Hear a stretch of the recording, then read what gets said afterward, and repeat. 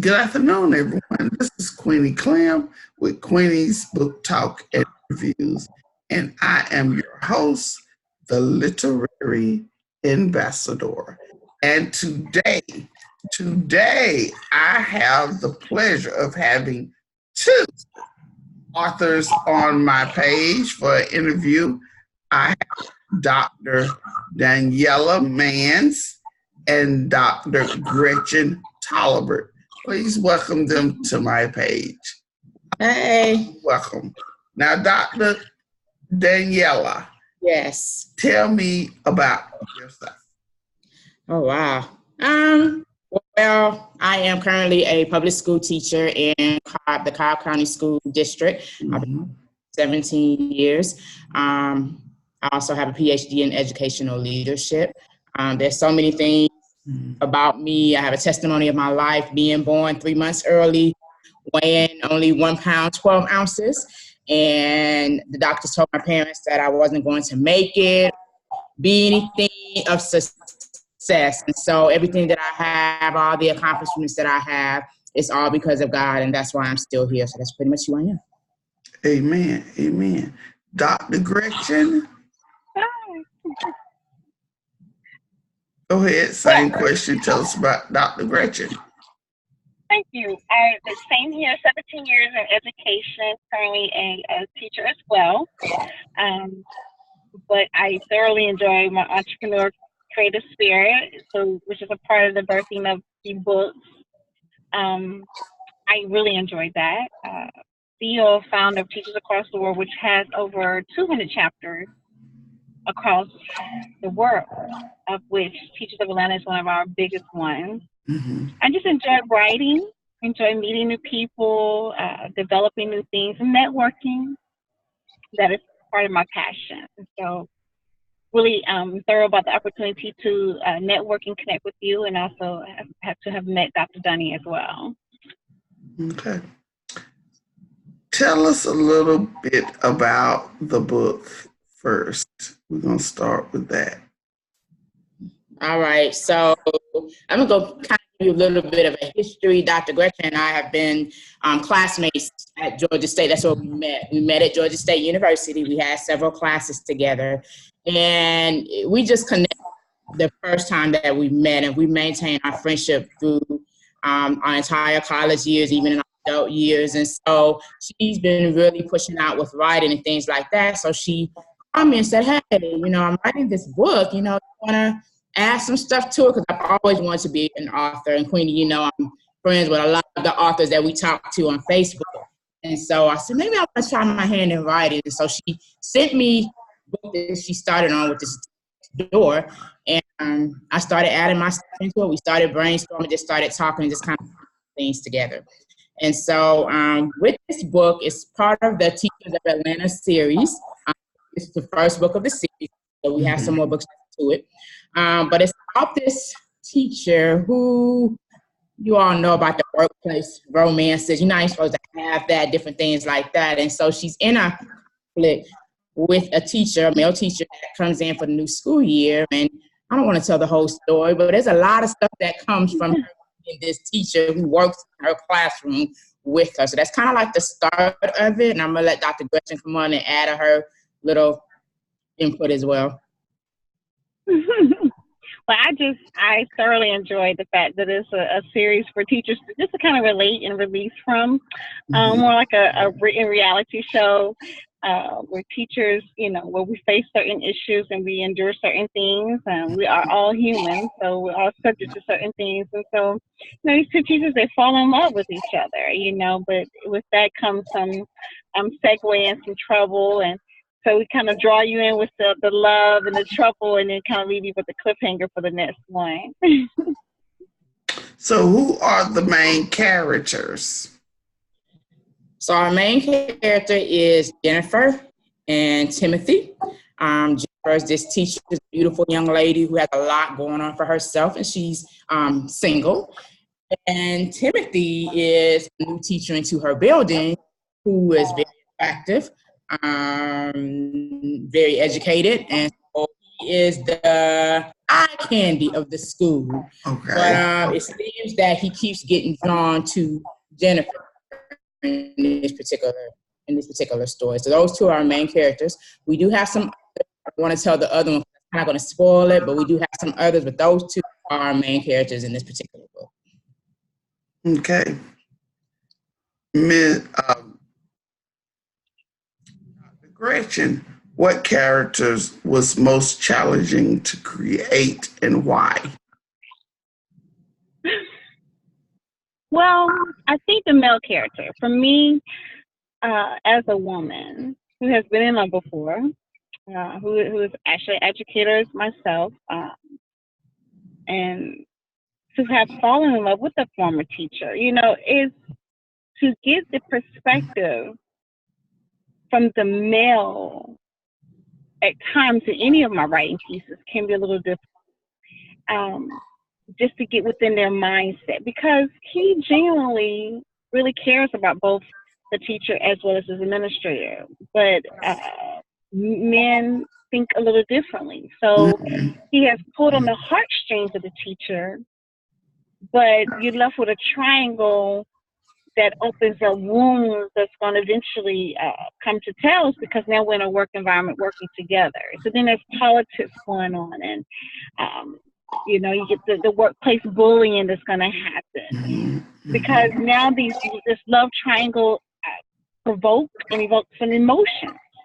And so, yes, in any time that I write, it's always kind of hard to dive into the male character mind without having so much compassion for the female. I have compassion for both the teacher as well as the administrator. They're in love, and they both want what they want, and they're both protective of their man. And he's just, just the eye candy and the piece. That's why he's on the cover. He's just like, hey, I'm going to get my cake and eat it too. But he still has a heart. It's just he's thinking differently.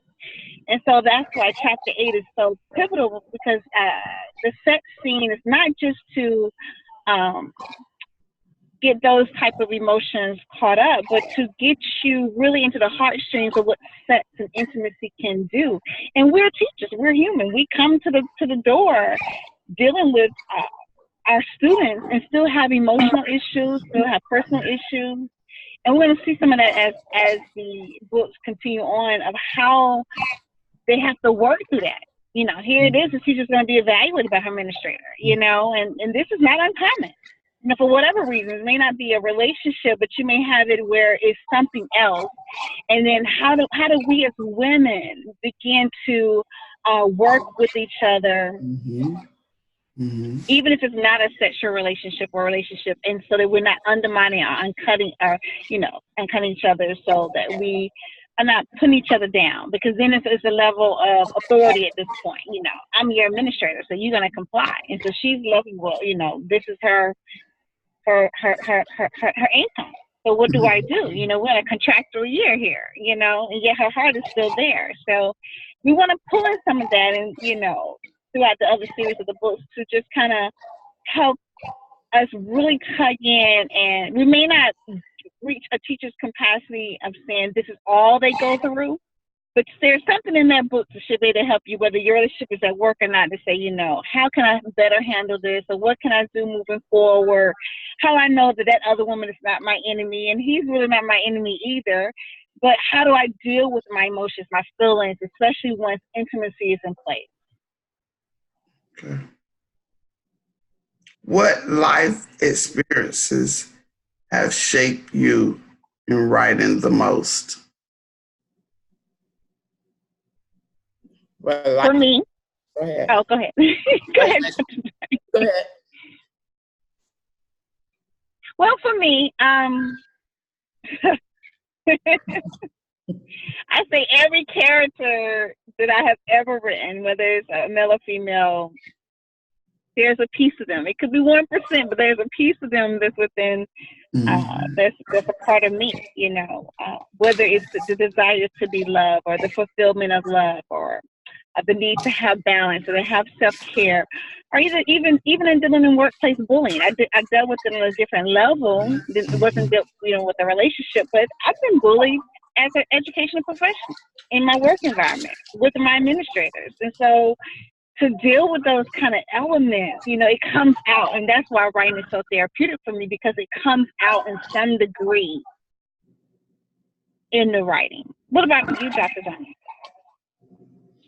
Donyalla? So yeah, everything in the story, everything that we've written in the story, even as I was reading and reviewing, it's like, oh wow, I've been through this. You know, I remember this. I'm experiencing this now. So as you're writing certain things, it brings back those memories, those things you've experienced, and you want to convey that so your readers can feel that as well. When it comes to, do I want to in the workplace? How am I going to handle when this is acting like this? Or how do I want to handle when I don't really have that support that I need within the school? So a lot of what's in that book definitely relates to me on a one-on-one personal basis as well.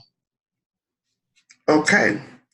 How do you balance the demands of writing with other responsibilities?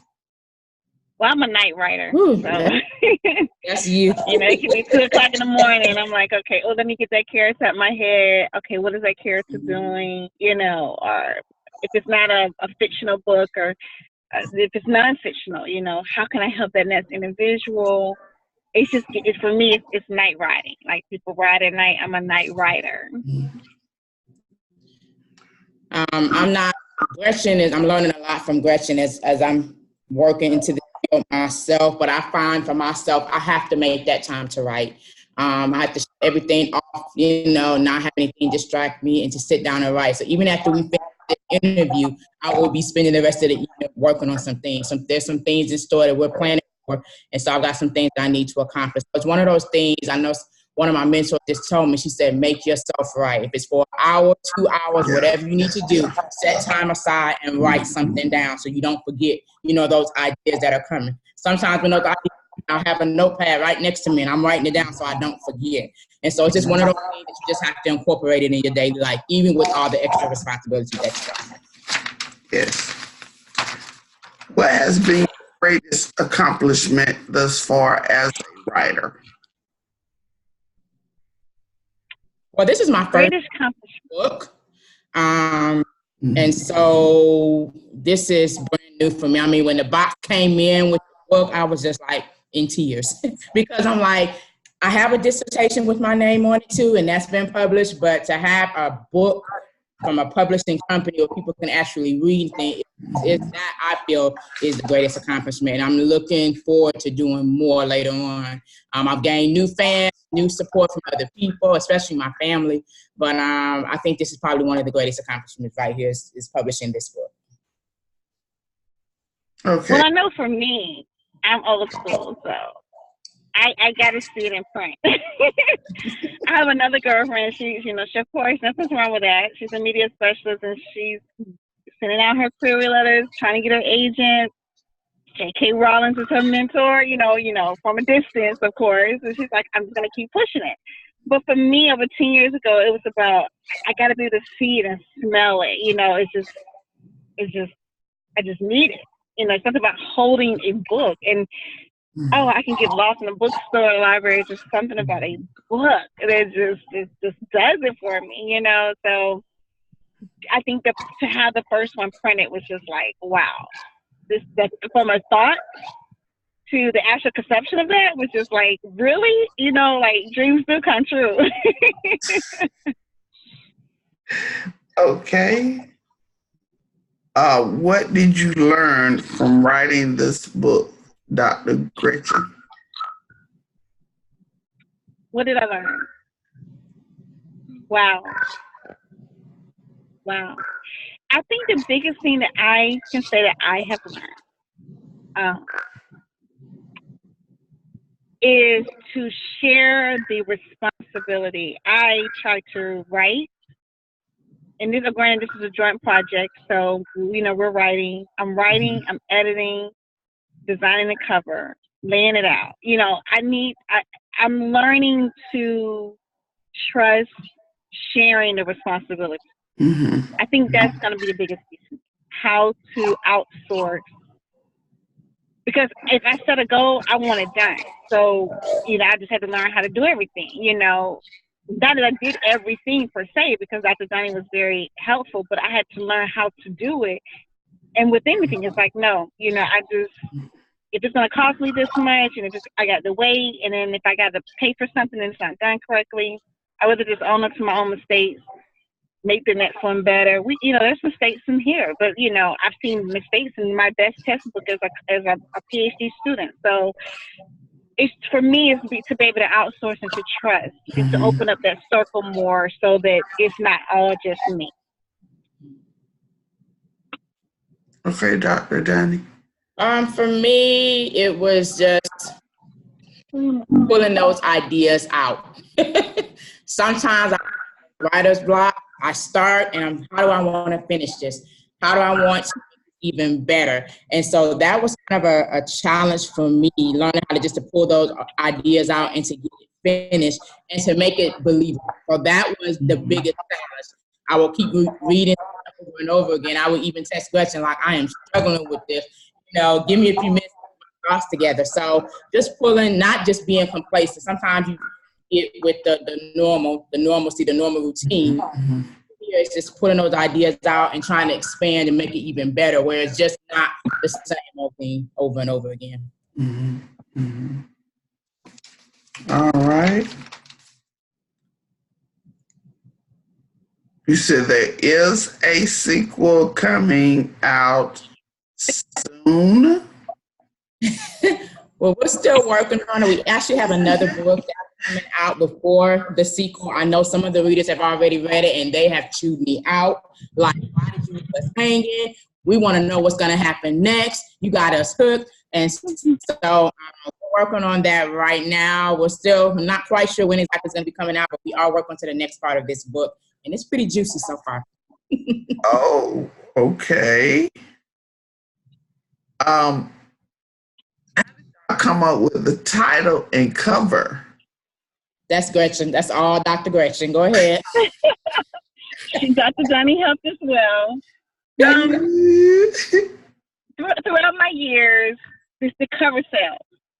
You can have a terrible book and the cover will sell. So that became a learning experience. In addition to that, the title sells. So we knew we wanted to market to the educational professional. So there's the title. And we knew we needed to do something just a little different to capture their attention. So there's the cover. All right. But of course, I didn't sign up on it by myself. I said, Dr. Dunning, what you think? Yes. She co-signed on it. That's me, and it's like, okay, perfect. Let's roll with it. Okay. Even when we posted it up, people were just like, oh can I just have the guy on the cover? I want the book too, but let me just have the guy on the cover. So it was already grabbing different readers' attention about this book. So and I've met some actual men who wants to be on our cover. So that's really funny too, Hey, that's an option too. Exactly. Okay, Dr. Dunning gave us her testimony. Dr. Gretchen, what's your testimony? My testimony, wow, man, you're going to have me in tears. Don't start, Gretchen. I don't think we got enough time. I know. I have been through many storms. Wow. My. Woo. Many storms. My God. I've been married to a narcissist before for a short period of time, lasted about 2 months. Thought I was going to die, literally, like just die. That took the very life out of me. I'm in the process of writing that story. I think that's the pivotal of. Now I can't even say that because I'm only 42. You got to keep living. It has taught me to be, whereas I thought I wasn't judgmental, to be even less judgmental, to be more cautious of mental health issues, to do a lot of self-evaluation. But I really, let me put it to you this way, because there's so much to it. I know that I'm called to do spiritual warfare. So I can say the last 5 years, I have touched and entertained and warred against many, many devils on all kind of levels, from professional to personal. Mm-hmm. And it's time for me now. I'm doing a conference in October called the I Survived Conference. It's time for me now to go in depth with those testimonies. Because I got to pull some of my other sisters out that are stuck in stuff like that, Mm-hmm. that are just stuck, you know, just stuck. I've been there. I've been through the storm. Oh. You changing the dynamics now. I'm going from the book to what God can do, because He delivered me.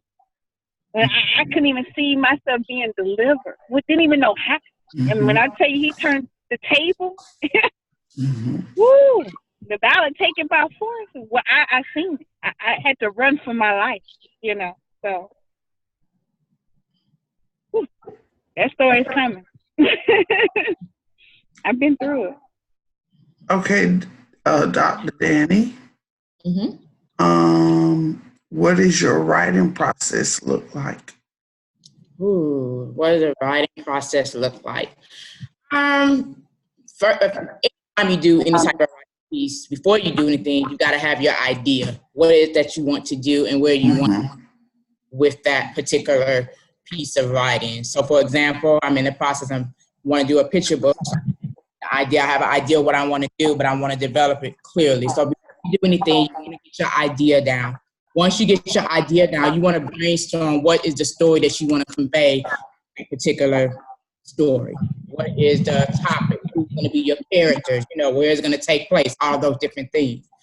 And then once I start thinking about those things, then I begin to write and get my words and get my thoughts on paper and things like that. Does it take a day? No. It takes weeks. It may take a month, just depending on. But once those 4 ideas, one of the Rhonda McNair, you know, I took a writing course with her, and she said, when your characters start talking to you, you need to listen. Mm-hmm. Start listening to your character. That's when you need to make sure you have something next to you, so you can get all those thoughts down, so you don't miss out on what you're trying to convey in that story. But that writing process usually starts with an idea, and then your plot, what you're thinking about with your story, what you want to convey, and put it down on paper. And then just go from there and just let it flow. Okay, Dr. Gretchen, would you like to add anything to that? Dr. Donnie is definitely leadership. I'm more curriculum instruction. So I have chart paper everywhere, journals everywhere. So it's like organized chaos for me. I may pick up a story today and say, oh, you know what about that character? You're going to go back to that one. So then I'm back to some of the characters. So for me, it's chart paper and journal. I carry it with me everywhere. As I get a thought, I write it down.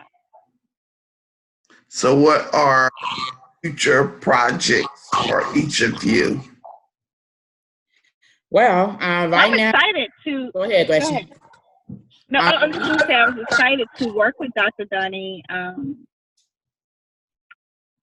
She's very professional and she's very well versed, and so I was just excited about the opportunity to have this opportunity to work with her.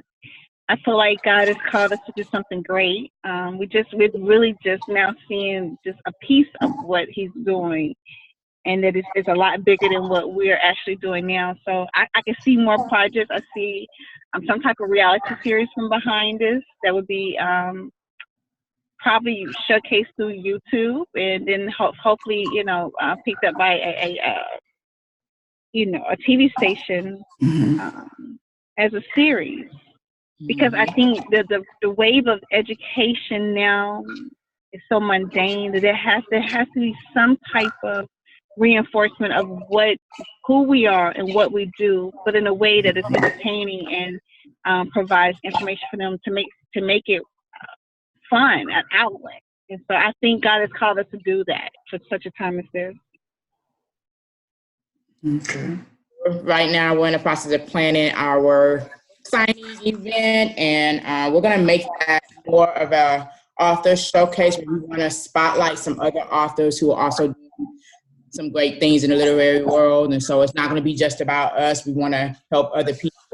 we definitely are going to add on to this wonderful series. And I was just telling Gretchen, you know what, I see it going maybe to TV, to a TV show or something, because teachers are going to want to see something like this on, on the television that they can relate to. We just got a lot of things, not just writing, but planning different events and conferences and stuff like that. So I say Dr. Gretchen is my role model. She is always have 1,500 ideas going a mile a minute, and I just want to grab some of what she has and add on to that as we continue doing these things. Okay. Now, before we go, how can the readers get in touch with each of you, and where can we purchase the book? And you want to show the book one more time? Okay.